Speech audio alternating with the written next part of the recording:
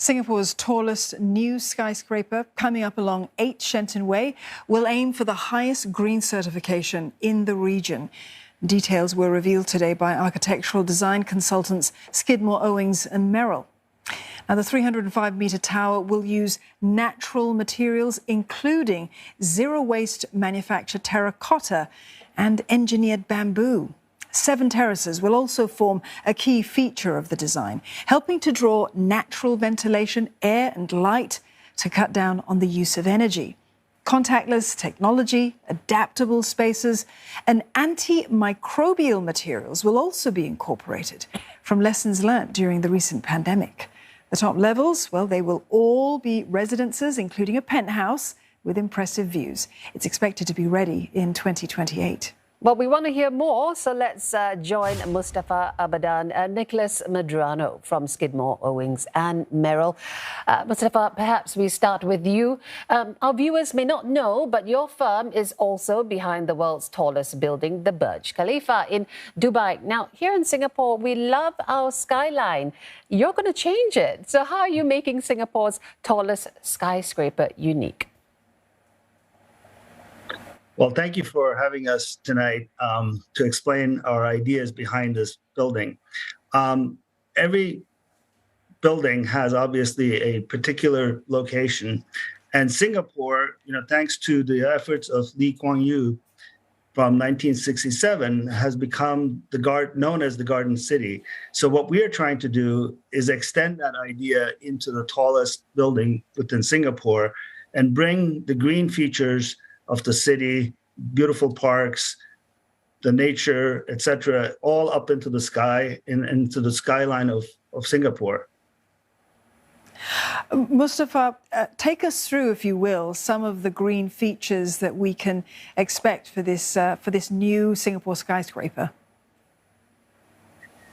Right. Well, obviously, all sustainability really starts with understanding the climate within which one builds the buildings. So for us, the orientation of the building, given the location of Singapore on an equatorial line and the impact of the sun, is a very important element. And therefore, orienting the building in the maximized solar orientation is the biggest feature probably in terms of sustainability. Going on from there, that creates great levels of energy efficiency within the building. We also, by orienting the building in the maximized solar orientation, we're fortunate enough to take advantage of the prevailing winds, and therefore creating natural ventilation through the building is one of the largest features. So given in the post-pandemic environment that we're in and focusing on health and wellness, ventilation and natural airflow becomes a very important part of our clean environment. In addition to that, we supplement, obviously, much more enhanced air circulation that's filtered through the mechanical systems. The access to outdoors of individuals also is very, very important. So almost virtually every inhabitant within the building has an opportunity to get access to the outdoor terraces in a very short time. Well, that sounds amazing, frankly. But Nicolas, I did want to ask you as well, why is it so important that nature is part of it? Because I understand it was a huge inspiration for your design.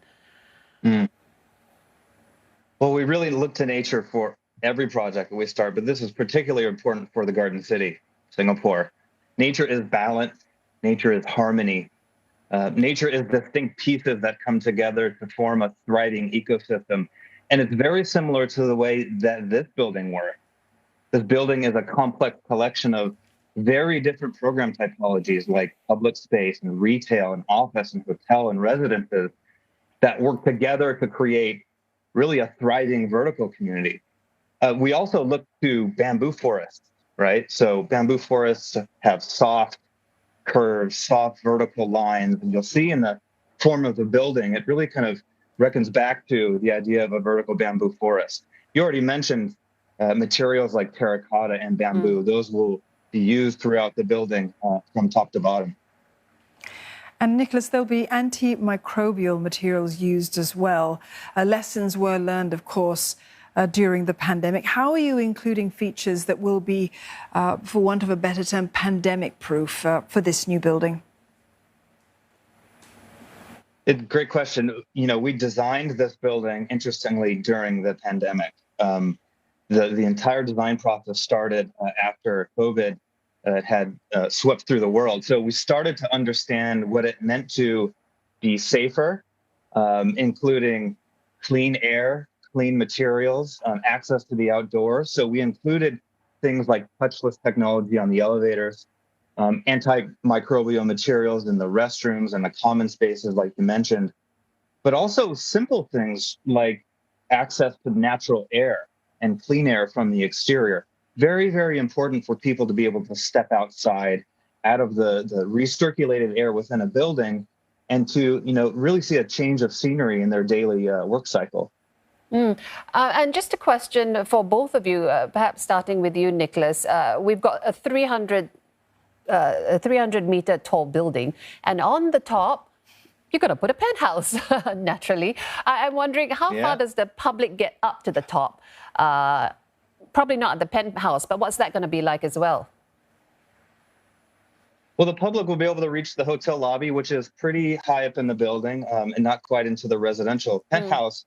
But the penthouse will be the tallest residence in Singapore.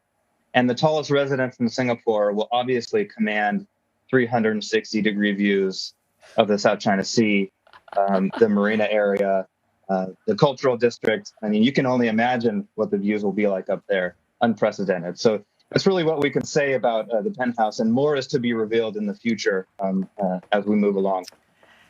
Keeping the best for last, Nicolas. Thank you very much to both of you for shedding light on some of the wonderful features of that beautiful building, absolutely stunning building there.